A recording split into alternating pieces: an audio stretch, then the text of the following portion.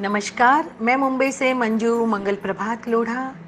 आप सभी को पर्यावरण दिवस की बहुत बहुत शुभकामनाएं। मेरी नई कविता। कल शाम बगीचे में घूम रही थी।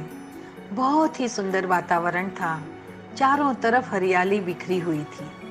घूमते घूमते एक आवाज सुनाई पड़ी, रुको मंजू रुको। मैं चारों तरफ देखने लगी। मैं खुद से ही पूछने लगी, किसने मुझे पुकारा है। अचानक फिर सुनाई पड़ा, रुको, कुछ देर तो हमारे पास बैठो। मैं प्रकृति हूँ, आओ देखो, चारों तरफ कितने सुंदर नज़ारे हैं। आंख भर जरा इनको देखो। ये बर्फ से ढकी चोटियाँ, ये झरनों की दुधिया रोशनी, ये नदी का बहता शीतल जल, चिड़ियों का चहचहाना, आसमान से बातें करते पेड़, पत्तों की चरचराहट, वह देखो सूरज दिन भर प्रकाश फैलाकर अपने घर को चला, उसके शाम के शांत स्वरूप की सुंदर लालिमा, चांद का खिलना, तारों की झिलमिलाहट, ओस की बूंदों का चमकना, धीरे धीरे कविता सा जमीन पर उतरता अंधेरा।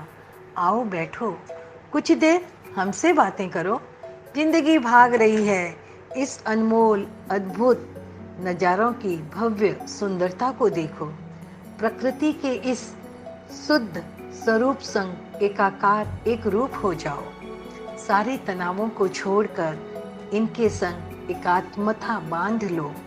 एक नई ऊर्जा स्फूर्ति प्राप्त करो। बहुत हो चुकी भाग दौड़, अब हमारे संग बैठो, गुनगुनाओ, खिलखिलाओ। प्रकृति की सलाह को मानकर एक घने पेड़ के नीचे आलती पालती में बैठ गई। डालियां झूम झूम कर नृत्य करने लगी। होले से मेरे गालों को छूने लगी।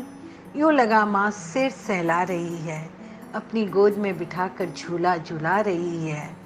आंखों में शांत नींद भर गई। एक अजीब सी अनुभूति से रोम रोम आनंद के सागर में डूब गया।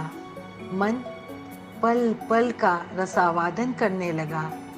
धन्यवाद प्रकृति माँ, आपने मुझे पुकारा, जीवन को नए ढंग से जीना सिखाया। धन्यवाद धन्यवाद धन्यवाद। माँ, करती हूँ तुमसे वादा, जीवन में बहुत सारे पेड़ लगाऊंगी। धरती माता की डूबती सांसों में नव जीवन का संचार करूंगी। इन पेड़ पौधों से ही तो हम पाते हैं शुद्ध सांसों में भरने वाली हवा।